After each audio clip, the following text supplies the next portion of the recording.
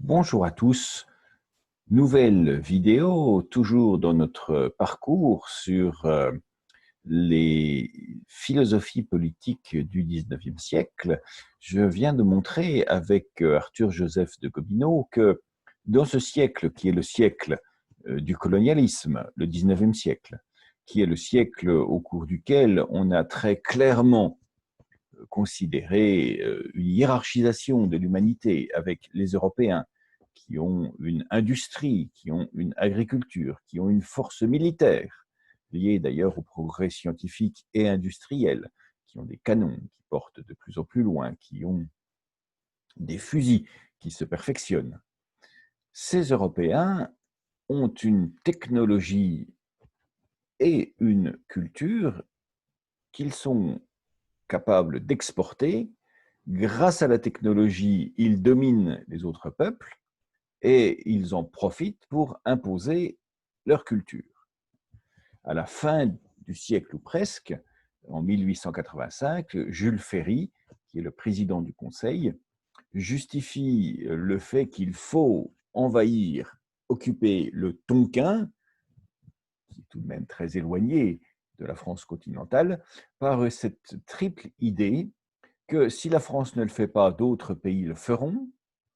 Donc nous sommes des pays en concurrence les uns avec les autres, Grande-Bretagne, Allemagne, France, qu'il faut trouver des débouchés pour notre industrie, et enfin, par le fait qu'il y a des devoirs qui incombent aux races supérieures, c'est le mot qu'il emploie, c'est de coloniser les races inférieures. Donc le XIXe siècle a une lecture tout à fait simple des relations entre les nations. Il y a les nations d'Europe et il y a le reste des nations qui sont des pseudo-États ou des États incomplets, car les cultures qu'ils manifestent sont des cultures inférieures. Et donc, il est tout à fait légitime d'envahir, d'occuper, de conquérir, de rattacher au territoire français les terres, les territoires, les pays qui n'ont pas atteint notre degré de civilisation. Je serais tenté de dire que de ce point de vue-là, les leçons de la conquête de l'Amérique par les Espagnols et les Portugais n'ont pas été tirées et que nous sommes encore sur un système de déprédation du plus fort sur le plus faible. D'ailleurs, je vous rappelle que à la fin du XVIIIe siècle, la France récupère la Corse et la Corse est cédée à la France parce que le roi d'Italie a des dettes de jeu. Pour combler ces dettes, eh bien, on donne un territoire. Napoléon vendra à l'Amérique, aux 13 colonies initiales de l'Amérique, toute la partie centrale de ce qu'on appelle aujourd'hui les États-Unis, de même que le tsar vendra à ces mêmes États-Unis l'Alaska. Donc on s'échange les territoires, on se les vend, ce sont des biens privés. On sait par exemple que le roi des Belges considérait le Congo comme une propriété personnelle et non pas une propriété même de la Belgique, et qu'il en a usé de manière extrêmement violente avec ses habitants. Nous sommes sur un siècle qui constate que les hommes ne sont pas de la même couleur, qui constate que le niveau de développement, au point de vue de la puissance technique, technologique et matérielle, est différente d'une civilisation à une autre, d'une société à une autre, d'un pays à un autre, et on en déduit évidemment des hiérarchisations. Ce qui est très intéressant chez Arthur-Joseph de Gobineau, c'est que sa hiérarchisation n'aboutit pas à un résultat attendu, qui est de dire nous les Germains, nous les Gaulois ou les Francs, nous sommes supérieurs, nous les Anglo-Saxons, nous sommes supérieurs aux autres nations. Non, c'est un résultat qui dit que tous les pays d'Europe sont composés d'une mosaïque d'individus se rassemblant en micro, mini, minuscules petites peuplades, et que ces peuplades sont déterminées par leurs ascendances, par leur génétique, et qu'il faut que ces petites peuplades se trouvent un système politique qui leur convient et qu'il faut abandonner ce principe des grandes et vastes nations. Donc une idée très inattendue de la part de Gobineau. Le monde moderne devrait être fait, il devrait être fait de micro-monarchies régionales. Et puis nous allons voir un autre très intéressant maintenant, qui est Eugène Sue. Alors Eugène Sue, le nom ne vous dit peut-être rien, mais c'est l'auteur de feuilleton par excellence du XIXe siècle. Je vous rappelle que le roman feuilleton, c'est donc, voir le cours sur Jules Verne, c'est un principe de publication par épisode. Au lieu d'avoir un roman d'un seul coup de 500 pages à lire à votre rythme, vous avez au contraire quelques pages, 5, 6, tous les jours à lire dans le journal. Et tous les jours, vous attendez le lendemain pour avoir la suite. Ce principe du feuilleton est né en 1836 et il a apporté une très grande célébrité aux auteurs qui ont réussi à s'en sortir de cette écriture par épisode. Des auteurs comme Alexandre Dumas, comme Jules Verne, des auteurs comme Paul Féval, des auteurs comme Eugène Sue ont acquis de très grandes fortunes grâce à la publication de leurs feuilletons, mais aussi une célébrité très importante. Et parmi toutes ces célébrités, aucune n'est aussi grande que celle d'un écrivain totalement inconnu au XXIe siècle, qui est Eugène Sue. S-U-E, Eugène Sue. Eugène Sue, effectivement, produit dans la première décennie du feuilleton, en 1842-43, produit ce qui sera considéré en son temps comme le roi des feuilletons, le maître des feuilletons, les mystères de Paris. Cela donnera d'ailleurs tout un ensemble de romans dans les décennies qui suivront, qui s'appelleront mystères, en référence. En 1844, Paul Féval écrit Les mystères de Londres. Jules Verne écrira Une île mystérieuse. Nous avons de Paul Divoye Docteur Mystère. Nous avons encore le premier roman de Zola qui s'appelle Les mystères de Marseille.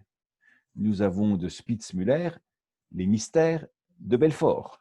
Bon, il y a des dizaines et des dizaines de mystères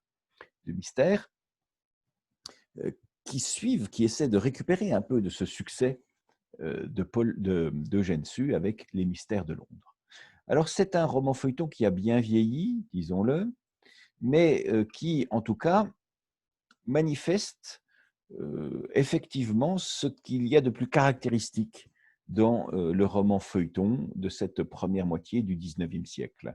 Tout d'abord, s'y manifeste cette notion d'éclatement social.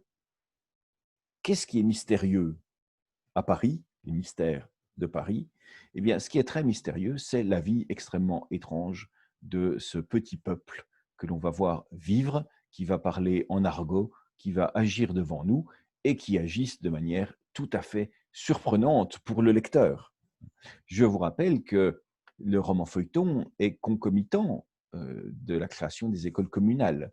La loi Guizot qui crée les écoles communales, elle est dans la même décennie que ce principe de publication des romans feuilletons. Ce qui signifie que ceux qui savent lire lorsque les romans feuilletons commencent à apparaître, c'est ceux qui déjà ont un certain niveau scolaire. Donc, ceux qui ont déjà un degré de fortune. À l'autre bout du siècle, dans les années 1880, l'école deviendra gratuite et obligatoire, mais juste avant, où sont les enfants? Les enfants sont dans la mine, les enfants sont dans l'usine, les enfants sont à l'école. Donc ceux qui savent lire, c'est ceux dont les parents ont de l'argent. Donc le lecteur du feuilleton, on estime qu'il y a à peu près en France 1,5 million de lecteurs de feuilletons autour des années 1850, alors qu'il y a 24 millions d'habitants. Donc 1 million sur 24 millions, 1,5 million sur 24 millions. Ça fait une petite part, mais ça fait une part très très considérable par rapport à ce qu'était la lecture d'un roman sous un format directement en volume publié. Il y a donc dans ce roman Les Mystères de Paris une observation par ceux qui savent lire, donc par, on va dire, la bourgeoisie, les gens qui ont un certain degré de fortune. Il y a observation de ce peuple très mystérieux des rues. Le chapitre 1 nous présente un individu qui s'appelle le chourineur, ça veut dire le poignardeur, ça veut dire l'assassin. Il a déjà tué des gens avec son couteau, qui voudrait aller se saouler dans un cabaret et qui n'a plus d'argent et qui va maltraiter une jeune fille qui s'appelle Fleur de Marie, qui vit dans la rue. De quoi vit-elle dans la rue? Le public ne voulant pas entendre des choses tout de même trop rudes, elle vendra sa voix, c'est-à-dire qu'elle vivra en chantant dans la rue de l'aumône. Et cette Fleur de Marie, cette jeune fille, elle va donc être battue par ce chourineur pour qu'elle lui donne les quelques pièces qu'elle a gagnées. On en prendra en passant qu'elle est assez proprement vêtue dans la mesure où elle loue des vêtements pour pouvoir aller faire la manche dans la rue. Et donc, elle a une ogresse. L'ogresse, c'est la propriétaire du cabaret qui loue à ses filles des vêtements pour qu'elles soient un peu présentables et qu'elles puissent mendier dans la rue. Et intervient un ouvrier, la classe dangereuse par excellence, parce que le pauvre dans les campagnes est dangereux, très dangereux, puisqu'il peut se révolter. Sous l'Ancien Régime, on appelait ça les jacqueries, les révoltes populaires. Il peut se révolter. Il y a des grandes révoltes au XIXe siècle. En 1900, le roi, un des derniers grands feuilletonistes, présentera une révolte populaire dans un roman qui s'appelle Jacou le croquant, le paysan. Et ce Jacou eh bien, finira par brûler le château de l'aristocrate local. Donc au XIXe siècle, on a encore des révoltes paysannes. Mais le vrai danger vient tout de même de la concentration dans les villes de cette masse d'individus costauds, parce que travaillant manuellement, que sont les ouvriers. Donc arrive un ouvrier, svelte, grand, au regard fascinant, beau, qui met une raclée au chourineur. Et le chourineur, qui est déjà un costaud, trouve plus costaud que lui. Et ce petit monde se réconcilie, va boire un coup dans un café et l'histoire va s'enclencher. Donc la première grande dimension de ce roman, c'est qu'elle va montrer au lecteur bourgeois des scènes de la vie populaire, tout à fait exotiques, tout à fait outrancières. Sur les bords de Seine, par exemple, on va faire la connaissance d'une famille dont le métier, c'est de faire échouer les bateaux, c'est des naufrageurs, tuer les occupants des bateaux, les enterrer subrepticement. Et l'un d'entre eux, le fils de famille, en ayant assez de cette vie, menace un peu de les dénoncer. Il l'enferme dans une pièce jusqu'à ce qu'il meure de faim. Il va s'en sortir. Mais enfin, oui, c'est sur les quais de Seine, il y a donc des affameurs, des pirates. C'est extrêmement outrancier, mais pour le lecteur, eh bien, c'est la présentation de ce peuple auquel on n'a pas accès. Le méchant, un des méchants, c'est un ancien notaire banni, désavoué, chassé de la profession, qui se fait appeler le maître d'école, et il est associé d'une harpie, d'une vieille bonne femme qu'on appelle la chouette, et qui possède 2-3 enfants récupérés à qui elle fait vendre des bonbons. Et quand l'un d'eux mange un bonbon au lieu de le vendre, elle lui arrache une dent. Ils seront punis, je vous rassure. Et donc ce bas peuple violent avec des propriétaires de bistrots, avec des assassins, avec des ouvriers qui boivent, avec tout un bas-fond de petits criminels, c'est extrêmement exotique. Et le problème, c'est qu'au cœur du roman, comme je le dis depuis le début, il y a quand même une question, c'est comment faire pour réconcilier le monde. Est-ce que nous bourgeois, Nous avons quand même des rapports avec ça, avec ces individus-là. Alexandre Dumas emploiera un mot qui aura une grande célébrité sur cette question-là. Il les appellera les Mohicans de Paris. Mohicans, c'est une tribu d'Indiens, mais ce peuple est aussi exotique, aussi surprenant, ce peuple des rues de Paris, que une tribu d'Indiens. Et puis, ce qui va faire le grand succès des Mystères de Paris, c'est que c'est une histoire à rebondissement. Alors, ça n'en finit pas de rebondir, hein, mais qui manifestera aussi une grande autre dimension, qui est que c'est un texte qui présente un héros nouvelle façon, un héros romantique. Nous sommes en 1842 dans la grande période de production du romantisme, et l'ouvrier dont je parlais tout à l'heure, c'est en fait un prince. Il est duc de Gerolstein, une principauté orientale, germanique, et il est là, à Paris, à vivre dans les salons. Il domine la haute société, mais aussi il se déguise en ouvrier pour parcourir les rues et rendre la justice.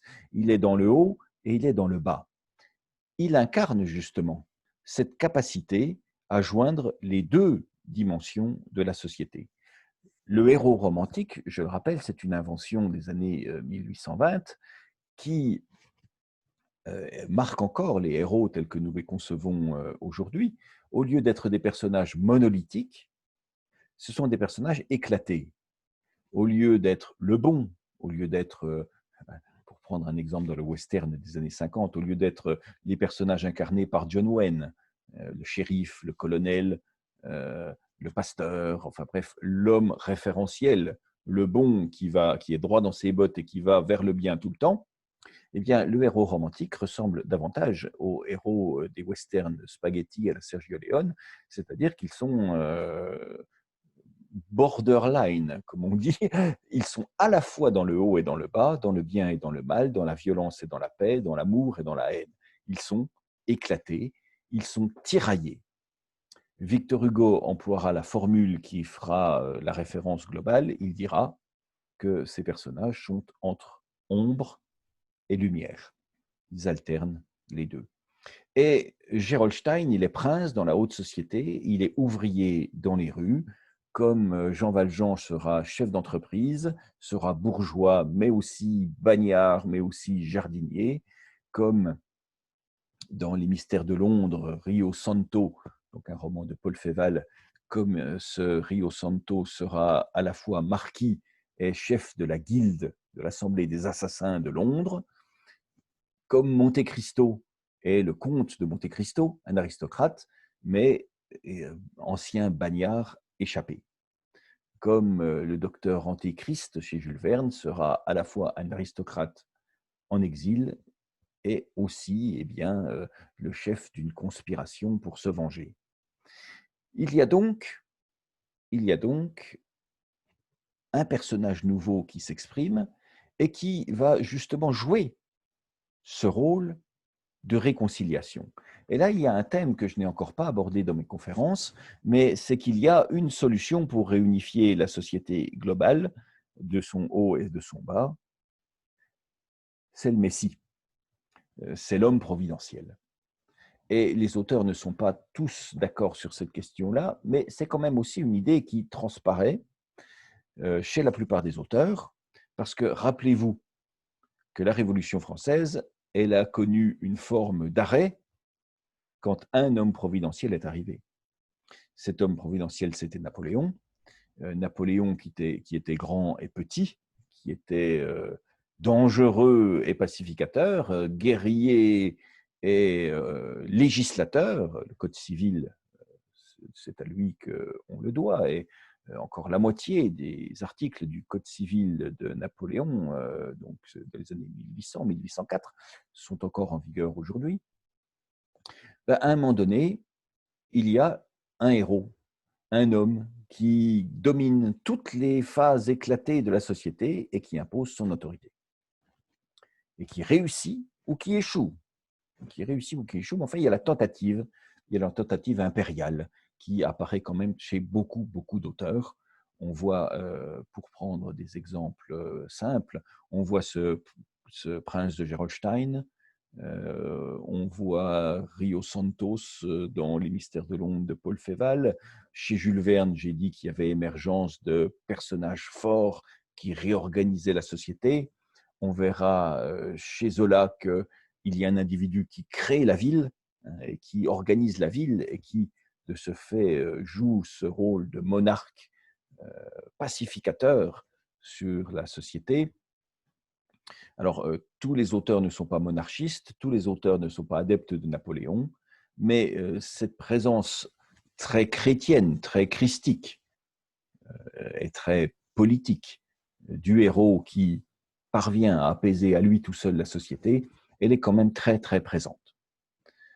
Ainsi, le prince de Gerolstein, eh bien, il injectera un produit nocif dans les yeux du maître d'école pour le rendre aveugle, il punira la chouette, il punira les contrebandiers, bon, il rendra la justice avec, comme c'est un roman feuilleton, des grands renversements.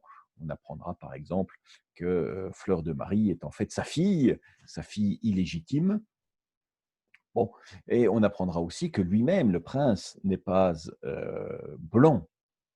Pourquoi vit-il à Paris? Eh bien, c'est parce que dans sa principauté de Gerolstein, entraîné par sa maîtresse, la comtesse Sarah MacGregor, et par le frère de celle-ci, eh bien, il a tenté de commettre un parricide, de se débarrasser de son père pour prendre sa place. Et il a échoué, pris de remords, il est parti à Paris où il expie ses fautes. Donc le personnage, il est très ambivalent, il est noir, blanc, dans un monde qui lui aussi est noir et blanc, qui est très contrasté. Reste que ce roman va avoir un succès phénoménal dans tout le XIXe siècle. L'historien du romantisme contemporain, des auteurs romantiques, et lui-même grand auteur romantique, Théophile Gautier, va nous dire que, c'est des petites plaisanteries, mais ça indique quand même la réalité, que même ceux qui ne savaient pas lire lisaient Les Mystères de Paris. Ce qui montre bien que tout le monde parlait de cela. Vous connaissez le principe, vous n'avez pas vu un film, mais comme tout le monde parle de ce film que vous n'avez pas vu, ben vous finissez par en savoir autant que tout le monde. Hein. Bon. Donc on se racontait les mystères de Paris. On disait qu'est-ce qui va arriver demain? Qui est ce bonhomme? Bon, on se racontait l'histoire. Et puis, autre petite plaisanterie, les mourants ont attendu la fin de la publication pour mourir. Ça, c'est l'aspect passionnant. On attend véritablement la suite. Ce roman met d'ailleurs en rage la plupart des écrivains romantiques. Pourquoi? Parce que des auteurs comme Balzac voient un roman avec un énorme succès, mais ce n'est pas eux qui l'ont écrit. Et Victor Hugo lui-même est, paraît-il, extrêmement surpris de ce succès, et c'est ce qui lui donne l'idée d'écrire Les Misérables, qu'il finalisera près de 30 ans après, 1869. Mais en tout cas, l'influence de ce texte sur tout le XIXe siècle est extrêmement importante.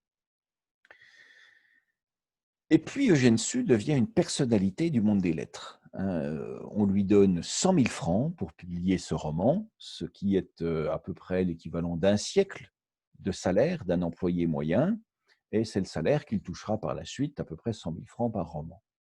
Et cela lui donne l'idée d'en écrire plusieurs autres, il y a une grande œuvre, dont le dernier, qui paraîtra à titre posthume, c'est-à-dire qu'il mourra avant la fin de la publication, c'est Les Mystères du peuple. Et je vais continuer sur ce Mystère du peuple parce que c'est un roman, là aussi, prodigieusement intéressant, qui est totalement illisible. Totalement illisible parce que d'abord, il fait 600-700 pages. Et puis, bon, on lit des choses longues, hein, ce n'est pas la taille qui fait qui fait le critère essentiel. Mais bon, il n'est pas d'une qualité extrême, si ce n'est qu'il défend une pensée qui, elle, est tout à fait exceptionnelle. Tout à fait exceptionnelle, bien que tout à fait exotique. Exotique. C'est une vision raciale du peuple. Vision raciale du peuple.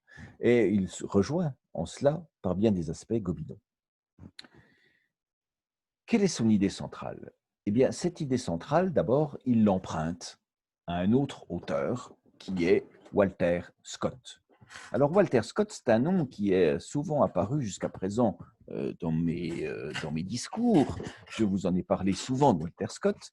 C'est un auteur britannique, c'est un des grands fondateurs, un des grands créateurs du roman du 19e siècle. C'est un grand romancier britannique dont les œuvres ont traversé toute l'Europe et ont lancé la mode des romans, en particulier historiques. Quentin Duvrard, Rob Roy et le plus connu de tous qui est Ivanhoé.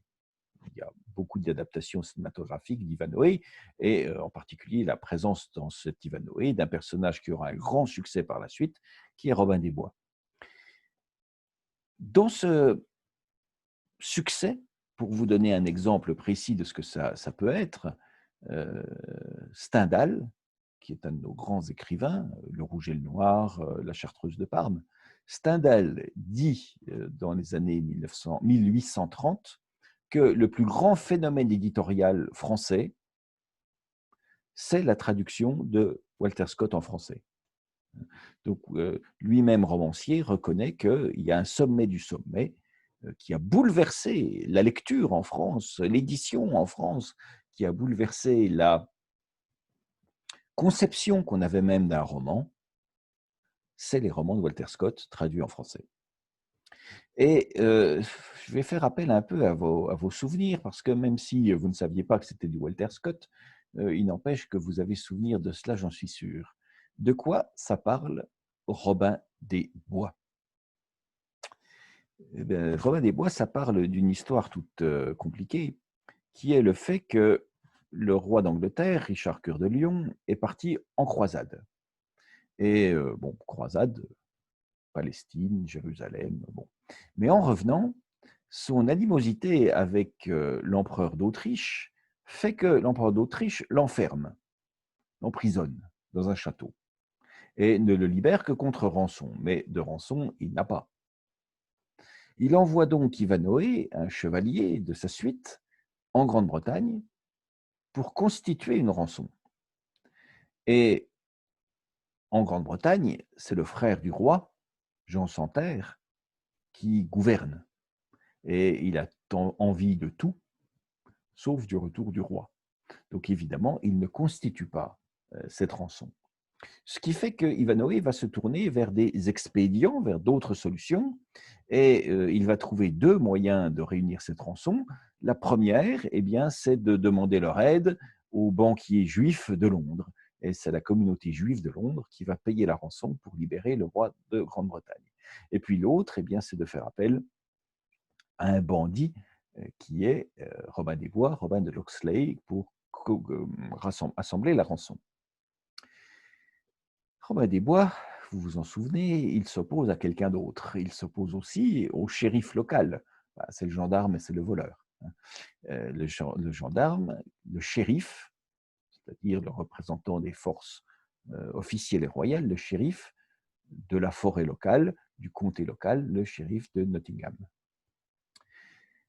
Mais au-delà de cette simple opposition, eh bien, il y a une pensée qui émerge chez Walter Scott.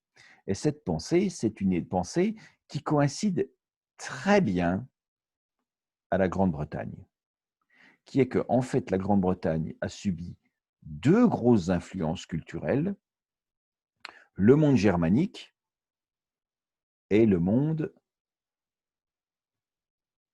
latin, en tout cas, le monde continental. Si vous vous souvenez, dans Robin des Bois, il y a une opposition très centrale entre, d'un côté, les aristocrates, qui sont des Normands, et de l'autre côté, le bas peuple, soutenu par Robin des Bois qui vole les riches pour donner aux pauvres, qui sont les Saxons. C'est l'opposition des Saxons, les gens du cru, le britannique de base, face à une aristocratie qui est héritée des Normands. Alors pourquoi les Normands? Je vous rappelle qu'en 1066, le duc de Normandie, qui s'appelle Guillaume de Normandie, envahit la Grande-Bretagne, se débarrasse à la bataille d'Hastings du roi Harold, qui gouvernait la Grande-Bretagne, et prend sa place. Et donc en 1066, le duc Guillaume de Normandie devient Guillaume le Conquérant, William the Conqueror en Grande-Bretagne, et l'aristocratie britannique va donc être issue de ces gens venus du continent, hein, de Normandie, qui vont s'emparer du pays.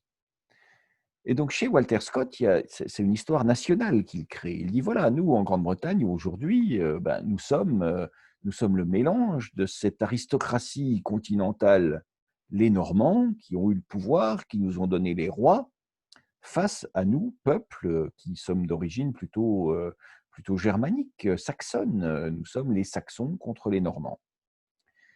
Soit dit en passant, c'est aussi une vérité historique, pour le coup.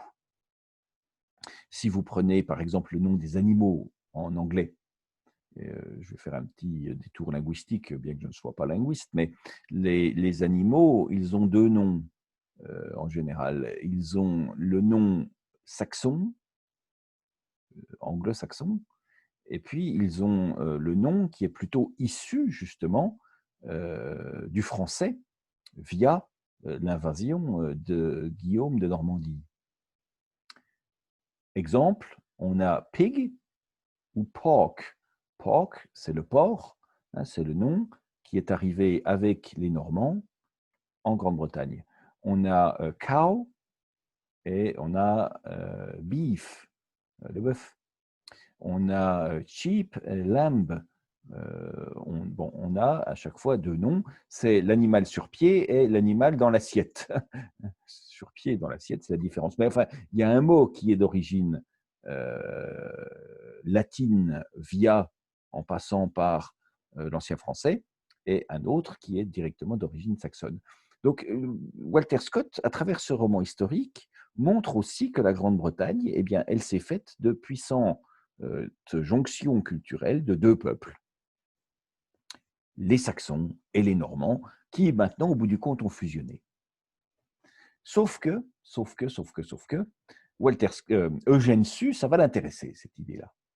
Ça va l'intéresser et il va la transposer sur le domaine français. Cette histoire, d'ailleurs, des Juifs qui paient la rançon, c'est Alexandre Dumas qui va la transposer dans La Reine Margot. Quand Henri de Navarre est prisonnier, personne n'a assez d'argent pour payer la rançon. C'est les Juifs exilés français, exilés en Hollande, qui vont payer sa rançon, qui vont plus exactement donner de l'argent pour permettre à une expédition de secours de l'extraire des mains du roi de France. Donc l'idée de Walter Scott, vous voyez, elle a des héritages dans tout un ensemble de romans. Et puis cette idée qu'il y a des Saxons et des Saxons, le peuple contre des Normands, l'aristocratie, eh bien c'est le cœur du sujet développé par Eugène Sue dans Les mystères du peuple. Qu'est-ce qui ne va pas en France? Eh bien, ce qui ne va pas en France, comment expliquer les troubles? Eh bien, c'est parce qu'il y a un secret, il y a un mystère.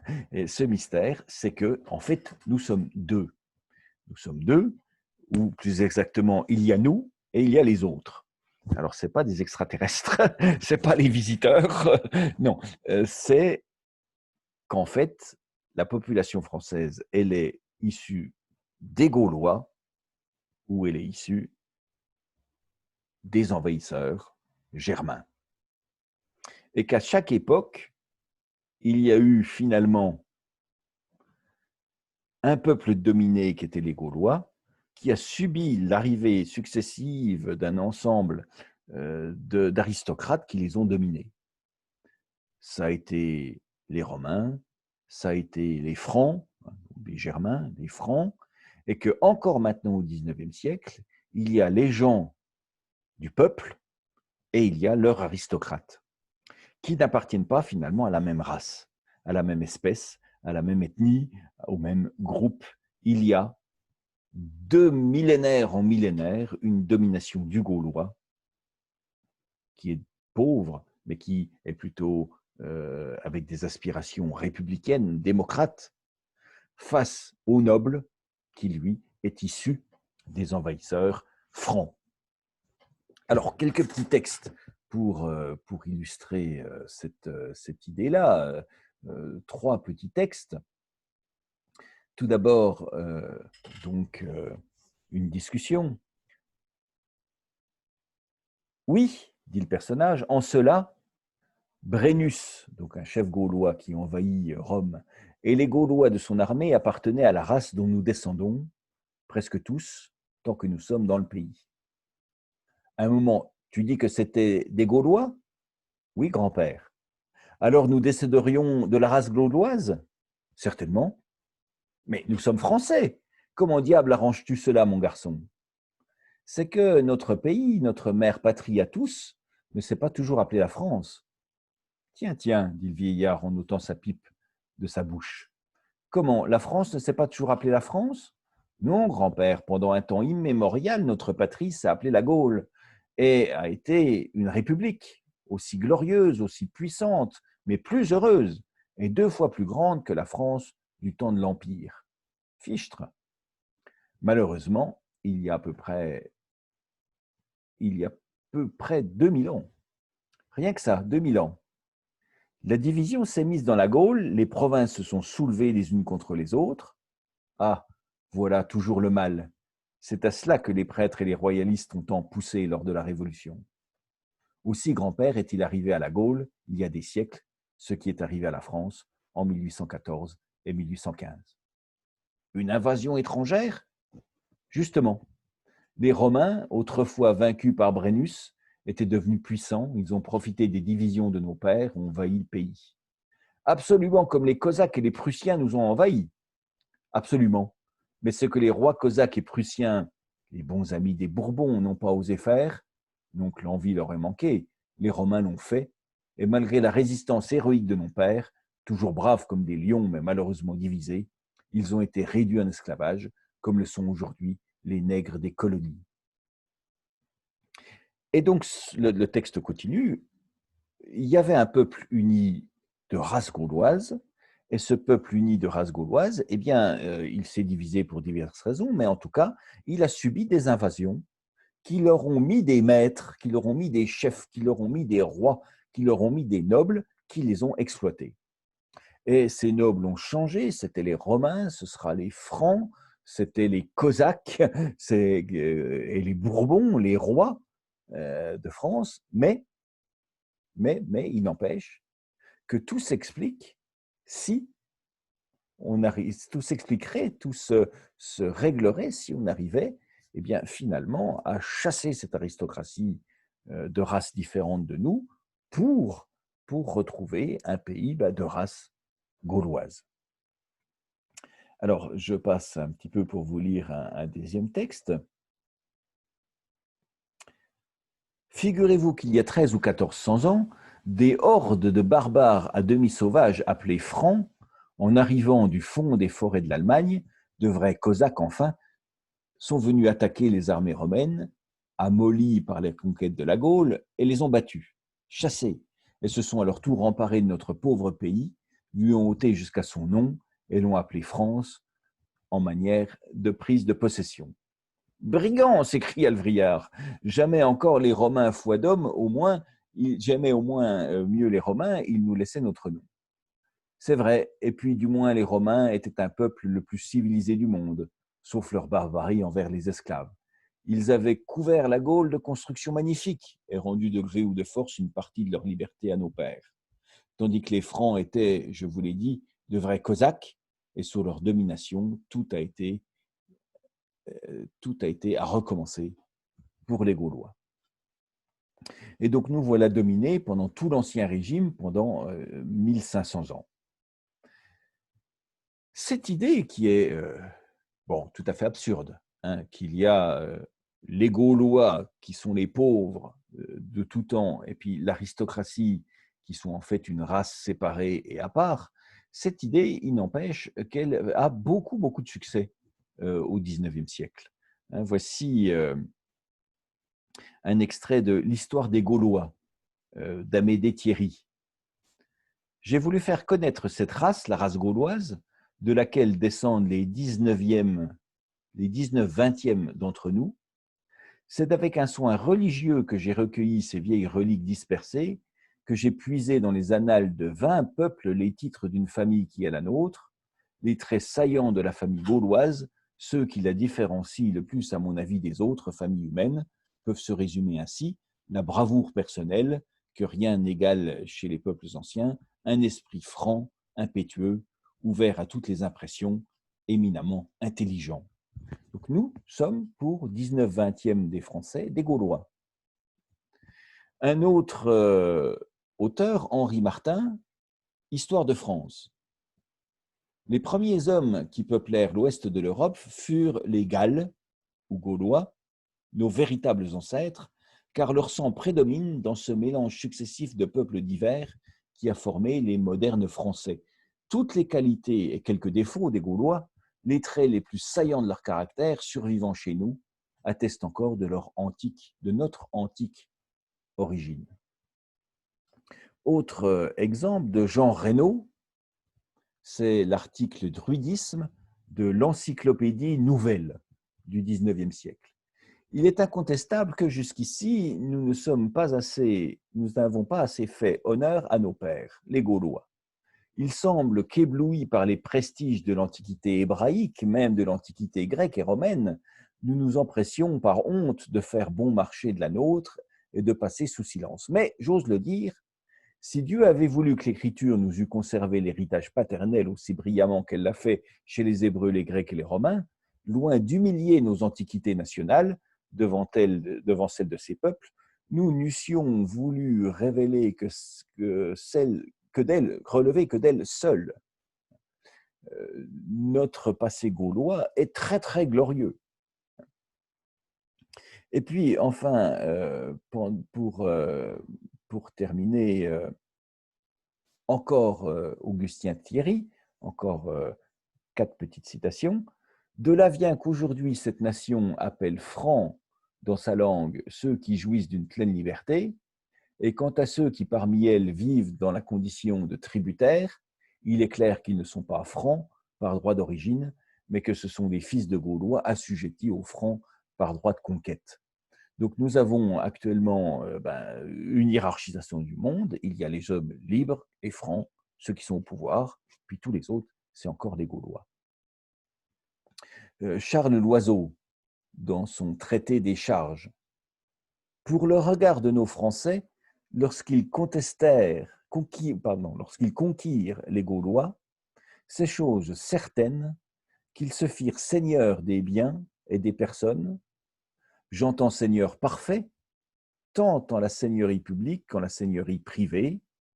Quant aux personnes, ils firent des Gaulois les serfs. Voilà. L'aristocratie, c'est les Francs, le reste du monde, c'était des Gaulois. C'est deux peuples différents qui s'opposent. Encore quelques textes. Les Français conquérants des Gaules y établirent leur gouvernement tout à fait à part de la nation subjuguée. Les Gaulois devinrent sujets, les Français furent maîtres et seigneurs. Depuis la conquête, les Français originaires ont été les véritables nobles et les seuls capables de l'être, et jouissaient à raison de cette noblesse d'avantages réels qui étaient l'exemption de toute charge pécuniaire, l'exercice de la justice sur les Gaulois. Ça, c'est le comte de Boulainvilliers qui écrit ça dans l'histoire de l'ancien gouvernement français. Sieyès, qui est un des grands juristes de la Révolution française, si les aristocrates entreprennent au prix même de cette liberté dont ils se montrent indignes de retenir le peuple dans l'oppression, le tiers-État osera demander à quel titre. Si on lui répond à titre de conquête, il faut en convenir, ce sera remonter un peu haut. Le tiers-État ne doit pas craindre de remonter dans les temps passés. Pourquoi ne renverrait-il pas dans les forêts de la Germanie toutes ces familles qui conservent la folle prétention d'être issues de la race des conquérants et d'avoir succédé à leur droit de conquête? La nation épurée alors pourra se consoler, je pense, d'être réduite à ne plus se croire composé que des descendants des Gaulois. Oui, même pendant la Révolution française, en 1789, il y a un moment donné, le grand juriste Séguès dit « Nous, Gaulois, nous reprenons notre pouvoir et nous allons chasser les nobles germains. Les nobles francs, nous allons les chasser. Nous sommes deux peuples différents. » Et le dernier président du Conseil de la monarchie, 1840-1848, qui est Guizot.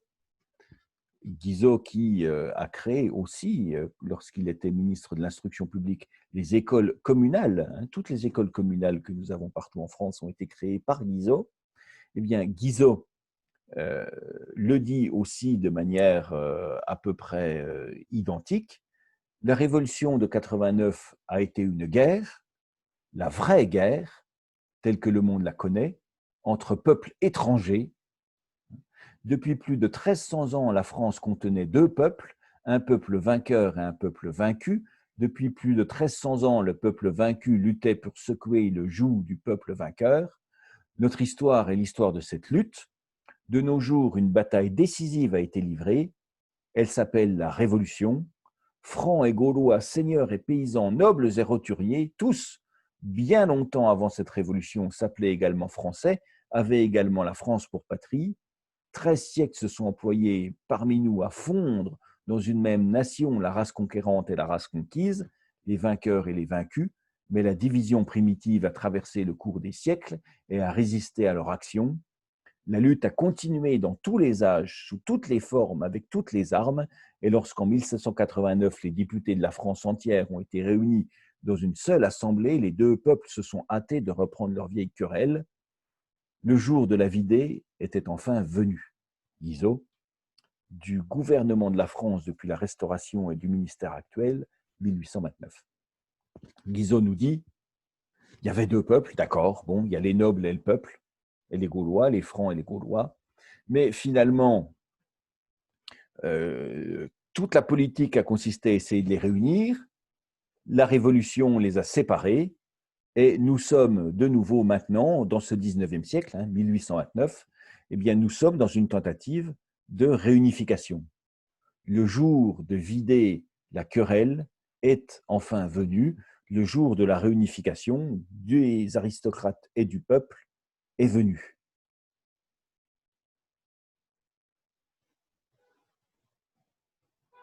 Le résultat, c'est qu'on va trouver dans l'œuvre d'Eugène Sue, eh bien, cette idée qui traverse tout le roman comme système explicatif.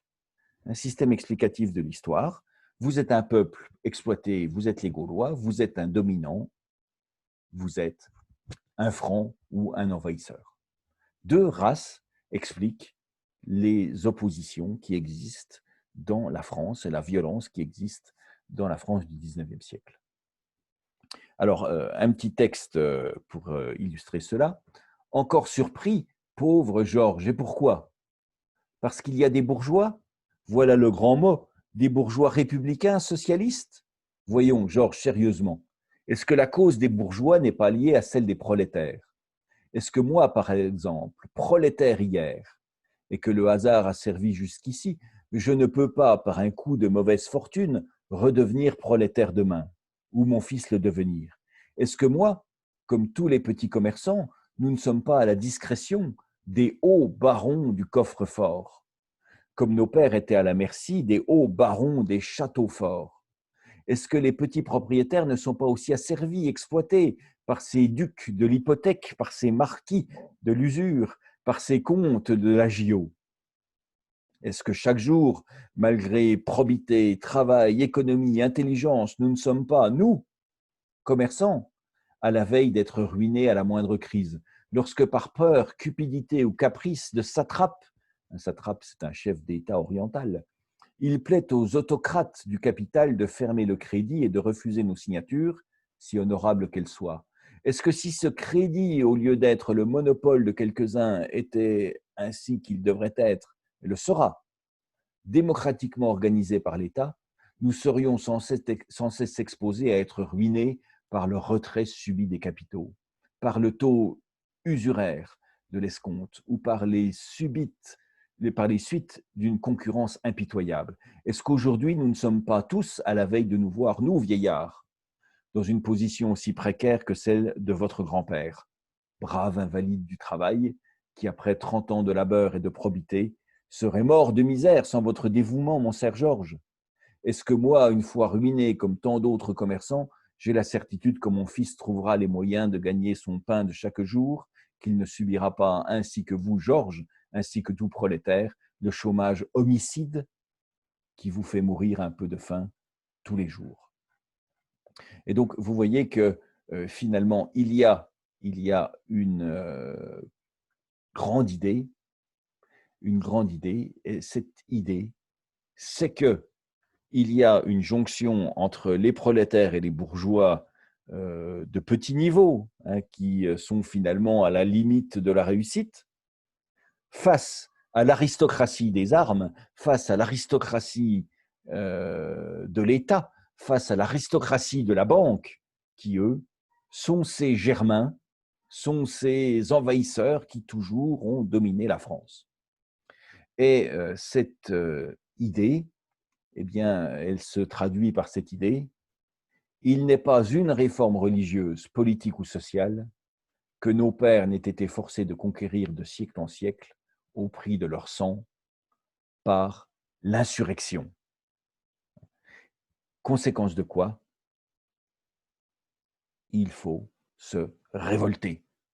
Il faut la violence, mais une violence qui permettra au peuple enfin de retrouver la maîtrise de son destin face aux financiers, face aux nobles, face à l'argent, face à la banque, face à la noblesse toute puissante.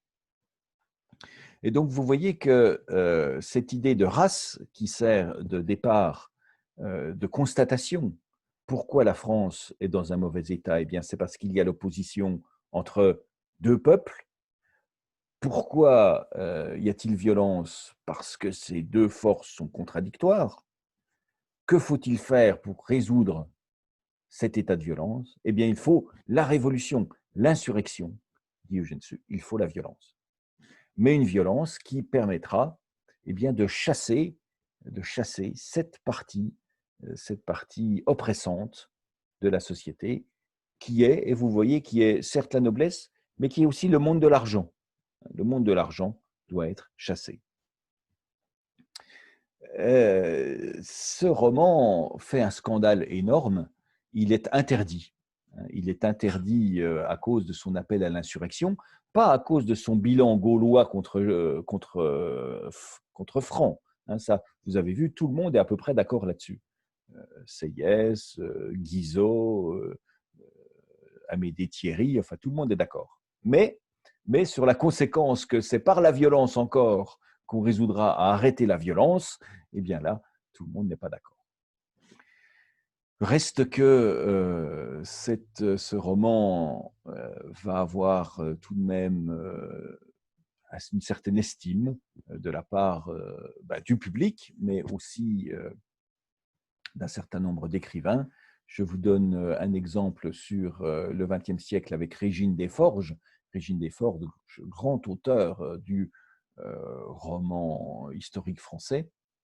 Dès que j'ai lu Les mystères du peuple d'Eugène Sue, j'ai désiré porter à la connaissance du plus large public possible une œuvre introuvable que maint gouvernement avait tenté d'étouffer sous le principal prétexte qu'on y parlait de liberté, et que l'on y montrait à travers l'histoire d'un peuple, le nôtre, ce qu'il avait fallu de souffrance, de larmes, de sang, de courage, d'abnégation à des hommes et à des femmes vivant dans un état d'ignorance abominable pour devenir des êtres libres, capables de prendre en main leur destin et celui de leurs enfants. Les mystères du peuple, c'est la victoire de Jacques Bonhomme. C'est ainsi que l'on nommait par dérision le petit peuple jusqu'à la fin du XVIIIe siècle. Sur l'oppression imbécile, ses victoires sur le pouvoir, l'Église et l'État, malgré l'applaudissement physique et moral dans lequel il était maintenu. Le mérite d'Eugène Sue fut d'avoir compris cette grande cause et de s'y être dévoué, apprendre au peuple français, d'après 1848, à ne plus désespérer de l'avenir, mais à lutter sans cesse pour sa liberté. Les mystères du peuple n'est pas seulement une vaste épopée de l'histoire du prolétariat, c'est l'une des œuvres les plus puissantes et les plus passionnées d'Eugène Sue. C'est en somme l'aventure du socialisme au XIXe siècle. Mais c'est également une merveilleuse histoire que l'on peut lire pour le plaisir seulement, à la manière des enfants qui, à la fin d'un livre aimé, s'écrient déjà. Il y a un bilan qui est celui de l'existence de race, mais il y a une conséquence, et une conséquence, c'est l'appel à l'insurrection. Et c'est en cela que ce roman est très intéressant. Alors, j'en ai fini pour cette vidéo sur Eugène Sue. Que faire pour arrêter la violence? Eh bien, redoublons de violence. Oui, mais il y a des violences d'oppression et il y a des violences de libération. Et Eugène Sue est intéressant parce que ce qu'il montre, eh bien, c'est que lui, il est dans cette violence de libération et que cette position ne sera pas tenue par beaucoup d'écrivains. Il est assez exceptionnel par son bilan qui est un peu tiré par les cheveux. Il est vrai qu'il emprunte à Walter Scott l'existence de deux peuples qui seraient encore en opposition, tiré par les cheveux, mais comme je le disais, tout de même assez admise, hein, cette idée, au XIXe siècle. Et il n'en déduit pas qu'il faut une scission ou qu'il faut une unité, mais il en déduit qu'il faut radicalement une séparation. Eugène Sue, donc, à redécouvrir l'arrêt de la violence par la disparition de l'oppression au terme d'une insurrection. Au revoir.